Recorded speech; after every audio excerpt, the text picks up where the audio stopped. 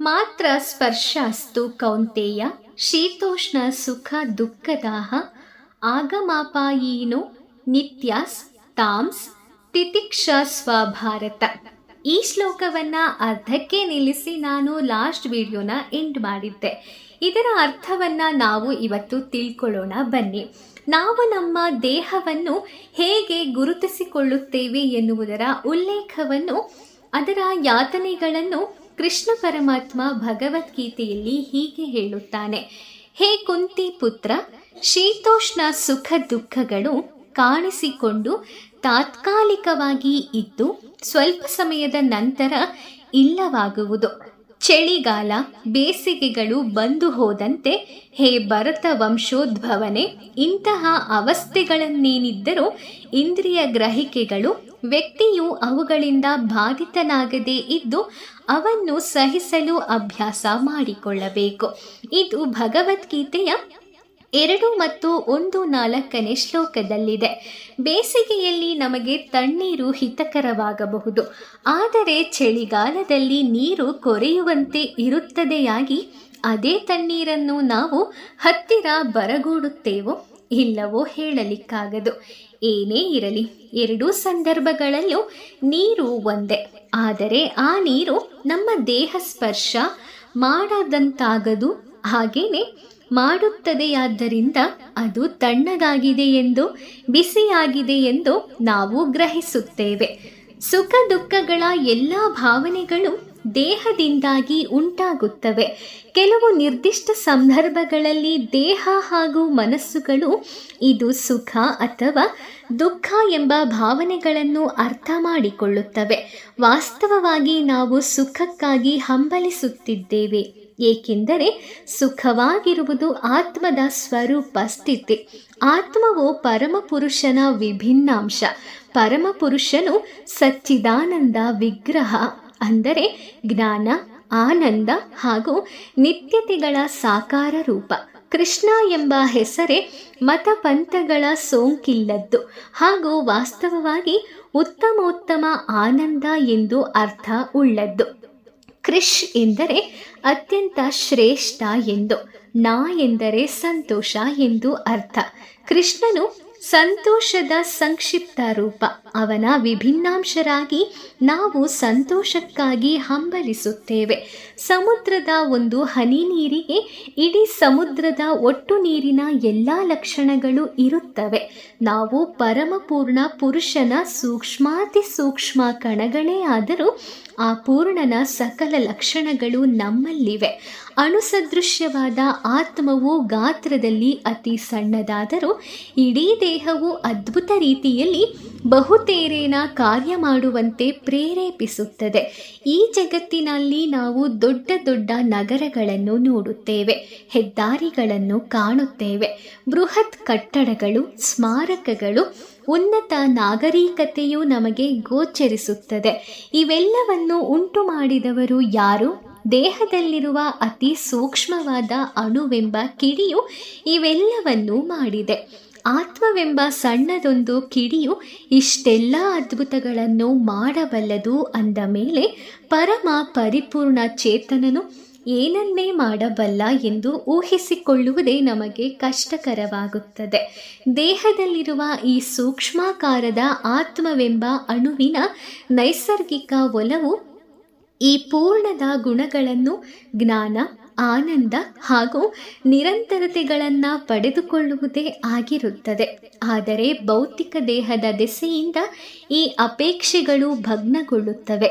ಆತ್ಮವು ತಾನೇನನ್ನು ಬಯಸುತ್ತದೋ ಅದನ್ನು ಅದು ಹೇಗೆ ಈಡೇರಿಸಿಕೊಳ್ಳಬೇಕು ಎಂಬುದರ ವಿವರವನ್ನು ಭಗವದ್ಗೀತೆಯಲ್ಲಿ ನೀಡಲಾಗಿದೆ.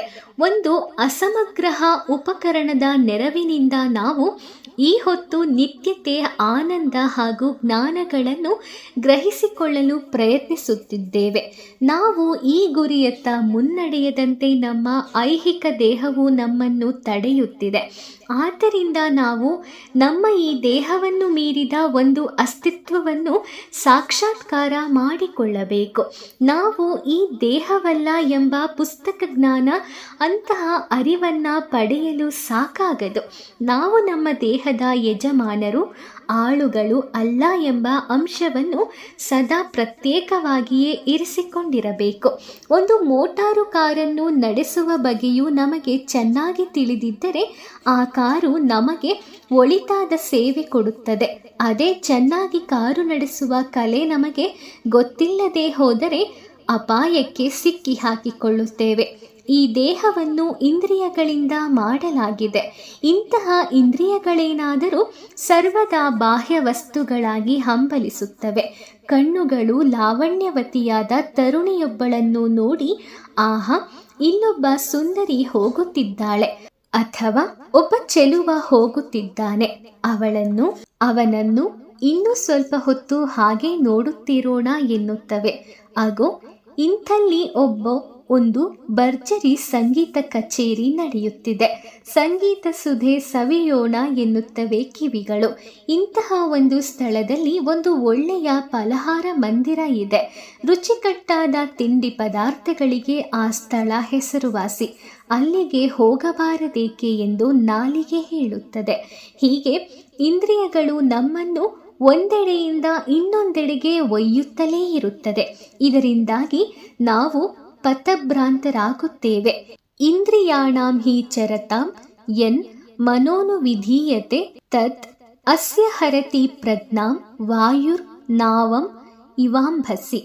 ಬಲವಾಗಿ ಬೀಸುವ ಗಾಳಿಯು ನದಿಯ ಮೇಲಿನ ದೋಣಿಯನ್ನು ಹಾರಿಸಿ ಬಿಡುವಂತೆ ಮನಸ್ಸು ಆಸಕ್ತಿ ವಹಿಸುವ ಯಾವುದೇ ಒಂದು ಇಂದ್ರಿಯವೂ ಕೂಡ ವ್ಯಕ್ತಿಯ ಬುದ್ಧಿಯನ್ನು ಹಾರಿಸಿಕೊಂಡು ಹೋಗಿಬಿಡಬಹುದು. ಇದು ಭಗವದ್ಗೀತೆಯ 2ನೇ ಅಧ್ಯಾಯದ 6 ಮತ್ತು 7ನೇ ಶ್ಲೋಕದಲ್ಲಿ ಬರುತ್ತದೆ. ಇಂದ್ರಿಯಗಳನ್ನು ಹೇಗೆ ಹದ್ದಿನಲ್ಲಿ ಇಟ್ಟುಕೊಳ್ಳಬೇಕು ಎಂಬುದನ್ನು ನಾವು ಕಲಿತುಕೊಳ್ಳಬೇಕಾದದ್ದು ತುಂಬಾನೇ ಅಗತ್ಯ. ಇಂದ್ರಿಯಗಳನ್ನು ವಶ ಮಾಡಿಸಿಕೊಳ್ಳುವುದನ್ನು ಬಲ್ಲ ವ್ಯಕ್ತಿಗೆ ಗೋಸ್ವಾಮಿ ಎನ್ನುವ ಹೆಸರನ್ನು ನೀಡಲಾಗಿದೆ. ಗೋ ಎಂದರೆ ಇಂದ್ರಿಯಗಳು ಹಾಗೂ ಸ್ವಾಮಿ ಎಂದರೆ ನಿಯಂತ್ರಕ. ಆದ್ದರಿಂದ ಯಾರು ಇಂದ್ರಿಯಗಳನ್ನು ತಮ್ಮ ಹಿಡಿತದಲ್ಲಿ ಇಟ್ಟುಕೊಳ್ಳುವುದಕ್ಕೆ ಬಲ್ಲನೋ ಅವನು ಗೋಸ್ವಾಮಿ ಎಂದು ಪರಿಗಣಿಸಲಾಗುತ್ತದೆ.